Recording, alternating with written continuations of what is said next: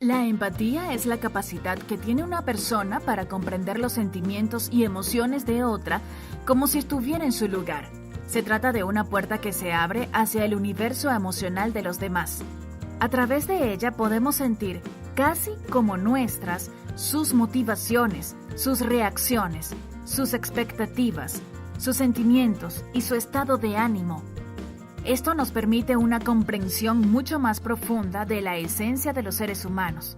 Algunos individuos son por naturaleza más empáticos que otros. Si bien la empatía se puede cultivar voluntariamente y se incrementa en la medida en que crecemos y acumulamos nuevas experiencias. Debemos tener en cuenta que ser empáticos con el prójimo no significa estar de acuerdo con sus puntos de vista o sus ideas. Tampoco supone interpretar de la misma forma que él lo hace la situación que le afecta emocionalmente. La empatía es escucha activa, comprensión, compasión, cercanía, pero no necesariamente justificación. Empatía y psicología. La empatía forma parte importante de la práctica psicológica, ya que mediante ella el psicólogo puede entender las emociones de las personas y adecuar la terapia a cada una. Escuchar activamente. Significa poner toda nuestra atención al escuchar lo que la otra persona tiene que decir y al observar sus gestos, como su cuerpo complementa la expresión verbal. Lo mejor es no interrumpirle. Reforzar el canal de comunicación. Mientras la otra persona habla, mírala a los ojos, asiente con frecuencia, permítete hacer expresiones faciales consistentes con el contenido de lo que está contando. Hazle saber que sigues sus argumentos, que los comprendes y que te interesan. No pierdas de vista los mensajes paralingüísticos. Además de lo que la persona y dice cómo se expresa a través de los movimientos de su cuerpo, presta atención también a los cambios de volumen de su voz, a las variaciones en la entonación, a su tiempo de respuesta. Estos detalles revelan información muy valiosa de cómo se siente realmente la persona. Muéstrate comprensivo. Esto no significa justificar o dar la razón a la persona a quien se escucha. Tampoco quiere decir que debemos estar de acuerdo con su punto de vista o sus reacciones. La comprensión implica ser considerados, respetuosos y sensibles para con las emociones ajenas. Se puede expresar a través de frases sencillas como «Comprendo cómo te sentiste», «Debiste haberlo pasado muy mal». No se deben juzgar o descalificar las emociones del otro, solo escucharlas y reconocerlas. A menudo basta con escuchar para que la persona afectada sienta un gran alivio. El valor de la empatía. La empatía nos abre la posibilidad de cultivar relaciones íntimas, profundas, satisfactorias y duraderas a lo largo de nuestra vida. Si no fuésemos capaces de ser empáticos, nuestros vínculos con los demás serían meramente superficiales, utilitarios, económicos. Seríamos individuos emocionalmente insatisfechos. No podríamos madurar o crecer espiritualmente. Además, nos conociéramos muy poco a nosotros mismos, pues para ello siempre se necesita la escucha y la retroalimentación de los demás. Familiares, amigos, compañeros, parejas, y eso solo se logra mediante la empatía. Creación y apreciación estéticas. La empatía juega un rol fundamental en algunas formas de creación artística y en la capacidad de los receptores para apreciar plenamente esas creaciones. Pensemos en un actor de teatro o cine.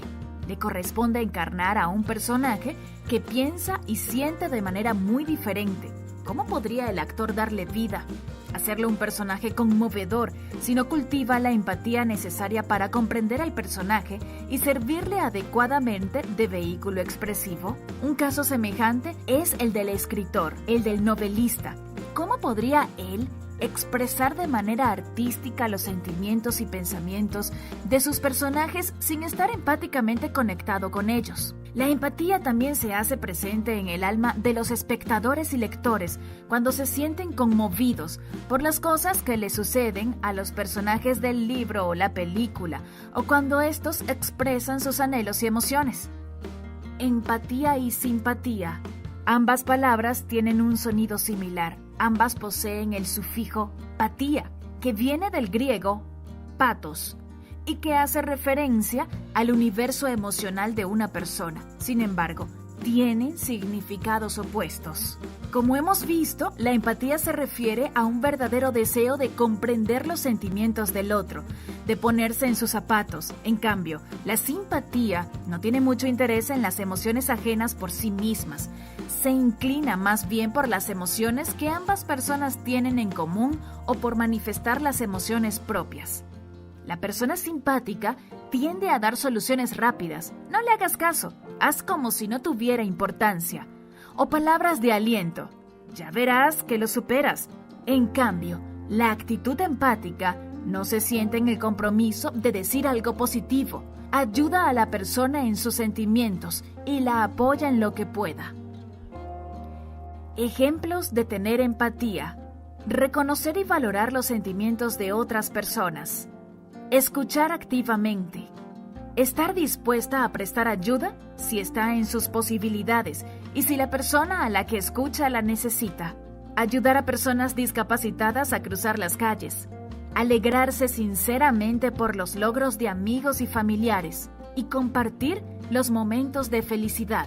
Respetar los horarios de las demás personas, sobre todo cuando se trata del tiempo de trabajo. También significa valorar el tiempo de descanso de los demás. Respetar las ideas de otras personas, aunque no se esté de acuerdo con ellas. La escucha activa también significa que se es capaz de entender lo que piensa y cree la otra persona, si bien no se comparte. Reconocer los esfuerzos de los demás cuando se trabaja en equipo. Ayudar a personas que tienen el coche averiado en la vía pública. Ceder el puesto a mujeres embarazadas o a personas mayores que necesiten sentarse. Si vemos a alguien que está siendo víctima de una injusticia, defenderle y ayudarle. Colaborar en alguna obra benéfica.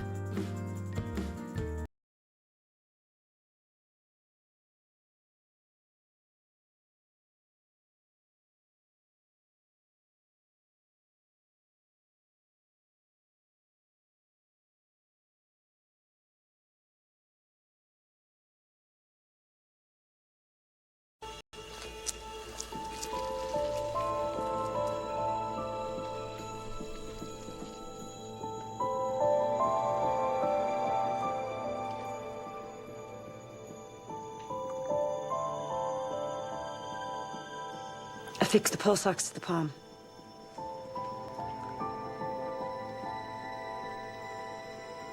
House.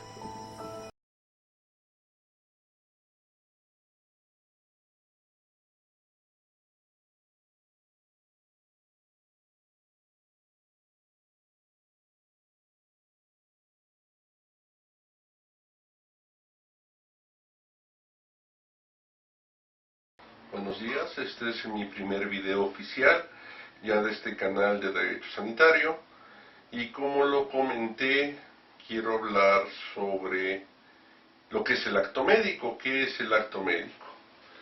Muchos médicos lo conocen, tal vez no lo distingan propiamente como tal, los abogados lo llegan a conocer, pero no entienden realmente qué es.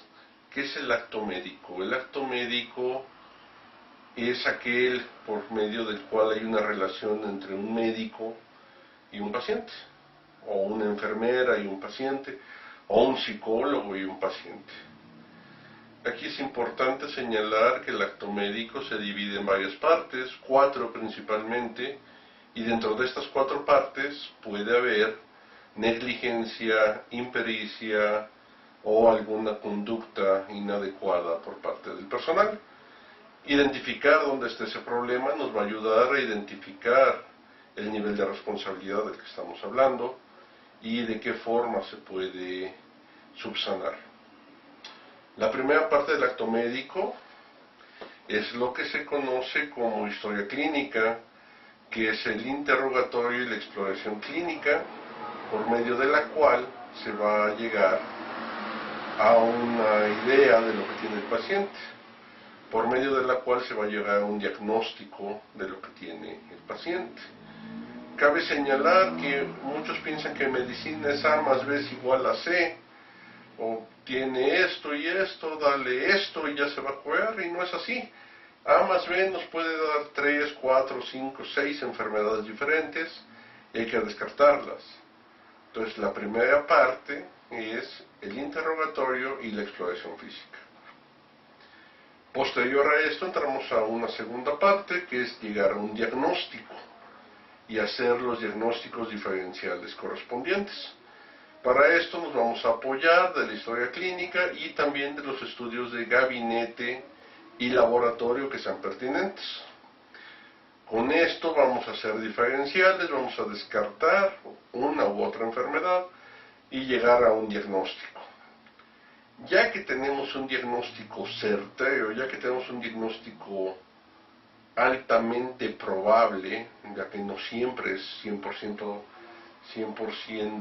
exacto, pasamos al tratamiento. ¿Qué tratamiento le voy a dar? ¿Qué opciones de tratamiento hay? ¿Qué tratamiento acepta el paciente? Tristemente en México tenemos que hablar de qué tratamiento puede pagar el paciente. Yo le puedo ofrecer varias opciones y no están todas al alcance de su bolsillo. Pero bueno, establecemos un tratamiento. Hasta aquí todo va muy bien. Después viene una cuarta parte, la cual es muy olvidada muchas veces. No se le da la atención que necesita esta última parte, que es el seguimiento. ¿Qué es el seguimiento? Saber qué pasó con el paciente. Ya lo interrogué, ya lo exploré, ya lo diagnostiqué, ya le di tratamiento y qué pasó. ¿Está mejor? ¿No está mejor? ¿Hay que ajustar el tratamiento? ¿Hay que cambiar completamente el tratamiento? ¿Ha venido a consultas? ¿Ha venido a revisiones? Si no ha venido, ¿me ha hablado para cancelar la cita? ¿O yo le he hablado para saber qué pasó con él? Y esta parte del seguimiento es una parte olvidada. En mi experiencia he visto que muchas veces los principales conflictos en la relación médico-paciente se dan en el seguimiento, porque ni el paciente se comunica conmigo, ni yo me comunico con él, o si no el médico no se comunica con él, hasta que ya hay un problema, no hubo un seguimiento adecuado, un problema que tal vez se pudo prevenir en su momento, un problema que se pudo subsanar en su momento, ya creció y ya no es tan simple de resolver, todo por una falta de seguimiento adecuado. ¿Qué causa esta falta de seguimiento? Bueno, hay varias causas. En el servicio público, tristemente, estamos hablando de un servicio público que ya está superado completamente. Hay más pacientes de los que se puede dar la institución el lujo de atender con la infraestructura actual. Se necesitan hospitales, se necesita más personal, eso es cierto. Se está cargando de trabajo a los médicos, eso es indudable. Se están dando consultas de 5 a 10 minutos por paciente para cumplir con la productividad que se está exigiendo. Que aclaro, productividad, no calidad. Donde en 10 minutos no puedes revisar a un paciente, no puedes hacer todo un buen interrogatorio, una buena exploración, llegar a un diagnóstico, pedir estudios de laboratorio y gabinete y me los dan en 6 meses. Yo lo he dicho en varias conferencias, en 6 meses el paciente ya se curó por sí mismo, o ya está muerto, o ya está complicado, y todo porque no se le dio la atención oportuna. Pero ¿de quién es la culpa? Tristemente se le echa la culpa al médico. Sin embargo, el médico que está atendiendo a los pacientes no es el que toma esas decisiones. A él le ponen una productividad. Muchos son directivos y muchos tienen que cumplir y levantarse el cuello de la bata y decir, ya logramos aumentar la productividad a una costa de la calidad. y después les dan un seguimiento que debería de ser mensual en cada 3 meses. Eso nos genera un fuerte problema de salud y nos genera un fuerte problema legal, ya que la falta de atención adecuada va a generar una complicación en el tratamiento y una complicación en la atención. Vamos a poner un ejemplo. Paciente masculino mayor, 70 años, al que el médico familiar, por falta de tiempo, no le hace una revisión prostática, le pide el antígeno prostático, sale elevado, pero de que lo vio a que le tomaron el antígeno, a que lo volvió a revisar, pues ya pasó un año. Lo manda al urólogo cuando sale muy alto, ya pasó otro medio año, o un año más, y estamos hablando de que nada más se basó en el antígeno, no le hizo un tacto rectal. Ese paciente llega con el urólogo, le diagnostican cáncer de próstata, pero ya no le pueden hacer una prostatectomía radical por el tiempo que pasó. Ya ese cáncer es metastásico. Ese paciente ya no es para un tratamiento de prostatectomía, la cual habría curado al paciente, sino que se vuelve un paciente con cáncer metastásico y que se tiene que tratar de otras formas, supresión androgénica y otra clase de cosas. Aquí la pregunta jurídica importante es, ¿y de quién es la culpa?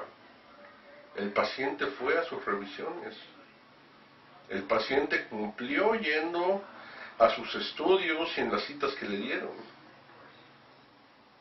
El urólogo lo vio. El médico familiar no lo revisó bien en este caso, porque no tiene tiempo.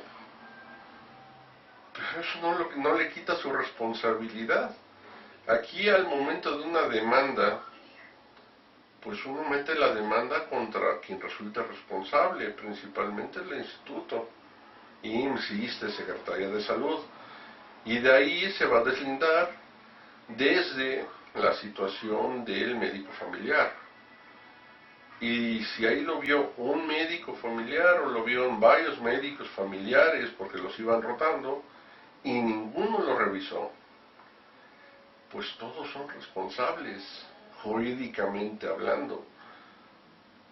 Eso es un problema porque el médico sabe lo que tiene que hacer. El médico familiar es un especialista y sabe que debe de hacer una revisión completa. Pero si le cargan el trabajo y no le dan tiempo de revisar a todos los pacientes, termina con un fuerte problema legal que originalmente no era culpa suya. Entonces, en este caso, el acto médico trae varios vicios si lo analizamos, vicios de diagnóstico, vicios de los estudios al tardarse tanto tiempo, y después un vicio en el tratamiento, ya que el tratamiento que pudo haber sido inicial y que pudo haber sido el adecuado, ya no es el tratamiento que le podemos dar. Ya no es el tratamiento que en este momento debe de recibir el paciente. Y después se le da un seguimiento, el seguimiento se manda al especialista. El médico familiar ya no lo ve hasta que vuelve a consulta con él. Sin embargo, ya tiene la responsabilidad. A continuación voy a poner una tabla donde se señala lo que es el acto médico y las partes donde puede haber algún problema jurídico, negligencia, impericia, falta de acción. Es importante que lo tengamos en cuenta, ya que la formación médica es muy distinta de la formación de un abogado. Un abogado no lo ve como lo vemos los médicos y no va a entender una justificación de tenía mucho trabajo, tengo la lista de pacientes llena. Un abogado simplemente va a decir, era su responsabilidad y no lo hizo. Tenía que tener esos deberes de cuidado y no los tuvo. así de simple.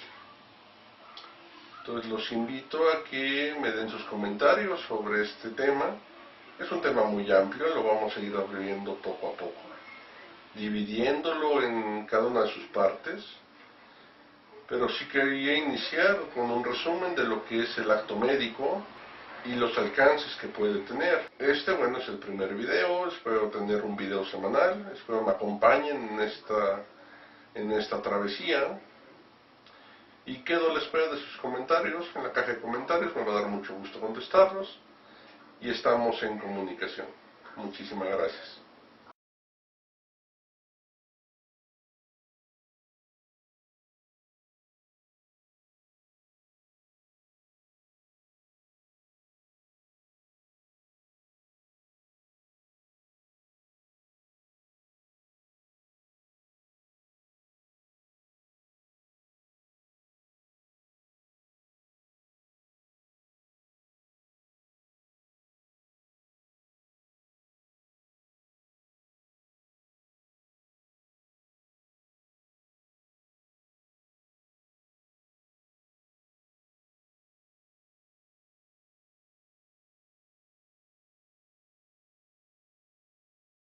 Profesional médica,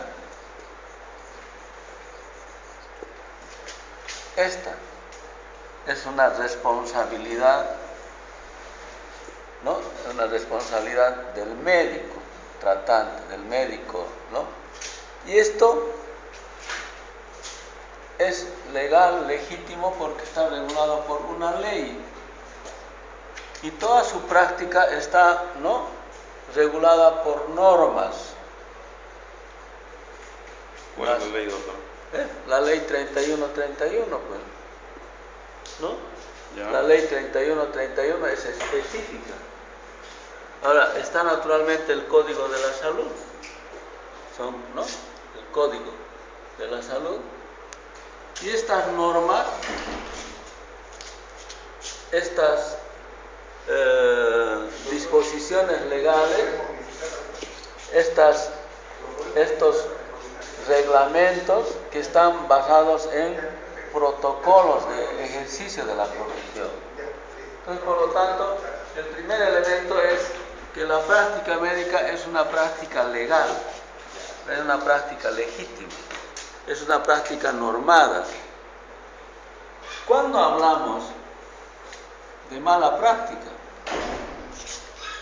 es porque no se ha cumplido esta parte la observancia de las normas y los protocolos. Eso es la mala práctica. Entonces, ¿qué es lo que normalmente, a qué le llamamos mala práctica? A la no observancia de esta normativa, a la no observancia de las normas, de los reglamentos, de los protocolos, ¿no? Que es un tema evidentemente de responsabilidad personalísimo. Eso. Para hacer esto, naturalmente, solamente que tenemos título, estamos autorizados legalmente, tenemos formación integral, ¿no? Tenemos formación técnica, tenemos formación académica, ética, moral, de principios de la vida. ¿Por qué es así? Entonces, ¿por qué decimos que no debe haber una ley de la mala praxis? ¿Por qué es negar este principio? ¿Por qué está incorporado en la norma del 3131 en la mala praxis? Porque no se ha cumplido este principio, esta ley, esta regulación, ¿no? Por eso que no puede haber una ley que esté basado en lo negativo, en la negación de este principio de la responsabilidad, del bien común, del hacer, ¿no?, del hacer el bien a la sociedad. No puede haber, por eso que los médicos no es un tema de protección, no es un tema de defensa, no, es un principio. No podemos estar de acuerdo a que se haga una legislación, ¿no es cierto?, porque desnaturaliza este principio histórico, este principio de la vida que viene pues desde la misma vida del ser humano.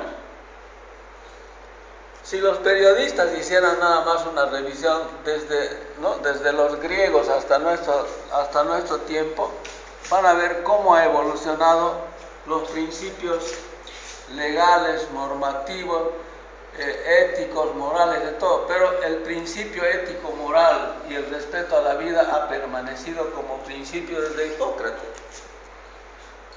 ¿Debe o no debe haber una ley de la mala praxis? No debe haber mala praxis. No debe haber una legislación tomando en cuenta lo negativo. No puede haber una legislación lo negativo. Ahora, esta mala praxis que tiene tres componentes básicamente, que está en la 31, que es negligencia, impericia y imprudencia. Esto está plenamente establecido que a través de un proceso de evaluación, de seguimiento, de análisis, que es la auditoría médica externa, es la que es hecho por auditor acreditado, no es cualquiera, es responsabilidad del SER. Esta conclusión de la auditoría externa, si existe indicios, entra al proceso para la investigación, a la fiscalía, y la fiscalía pasará al Poder Judicial si sigue que encuentran indicios, y en la justicia pues, la justicia hace la investigación en el marco de lo que establece el código penal o el código civil. Pero antes, en la mala praxis, en esta parte de lo que es del 31 al 31, para que vean que no es una ley ni protectora, ni parcial, ni encubridora, ni nada, sino es una ley de regulación del ejercicio de la profesión médica, ha quedado incorporado en un capítulo casi del 50%, que son los derechos de los pacientes. ¿Qué dice en la ley 31? El derecho fundamental del paciente está a la información y al consentimiento. Eso dice en la ley 31. Y esto naturalmente está normado. Si esta norma no se cumple, naturalmente entrará en la categoría de mala praxis. ¿Dónde es el mecanismo de investigación? En la auditoría médica. En la auditoría médica externa. Porque también hay una auditoría médica interna que todas las semanas los médicos se reúnen para ir mejorando, viendo sus debilidades, lo que fuera. Pero este es el que tiene valor, el valor legal. ¿No? No funcionan los comités. Por lo tanto, en conclusión, Ahora, doctor, aquí... un médico no puede estar de acuerdo y menos impulsar una ley, ¿no?, que esté específicamente a sancionar la práctica médica. La práctica médica. No estamos en contra de que la práctica médica sea evaluado con una visión, ¿no?, sancionadora. Que de entrada esté pensando que hemos hecho algo ilegal.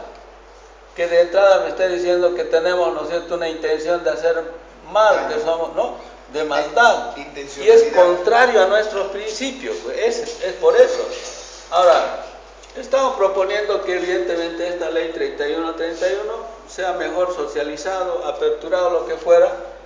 Por eso que creo que es importante, en este momento el 31, junto con el Código de la Salud, que está muy sobrepasado por la historia, decimos que deberá haber una ley general de sanidad o de salud,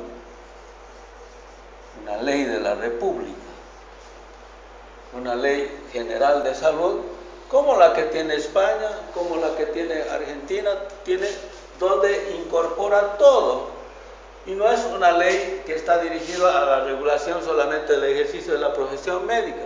Esta regula a los médicos, a los odontólogos, a los bioquímicos, a las enfermeras, a los trabajadores. Todo el sistema de salud queda incorporado en la regulación, ¿no?, de lo bueno y bien que debemos hacer, y naturalmente las fallas que tendrán, ¿no es cierto?, con la parte de lo que es esto, el Código de Salud. Todos, en cualquier parte del mundo, sean desarrollados, medianamente desarrollados, lo que fuera, terminan en el Código Penal y el Código Civil. Todo. Ahora, esto, para terminar, esto no puede estar, ¿no?, antecediendo todo este proceso histórico de desarrollo de la actividad responsable de los profesionales médicos. Yo no le puedo aceptar, así sea el presidente de la Corte Suprema, que me diga que yo soy un médico que hago mala praxis. No le puedo aceptar. Y no le puedo aceptar que me haga una ley específicamente para ir buscando lo malo que yo puedo hacer. Por principio, el médico en la historia de la humanidad se ha formado pues en el principio de la defensa de la vida, de la promoción de la vida.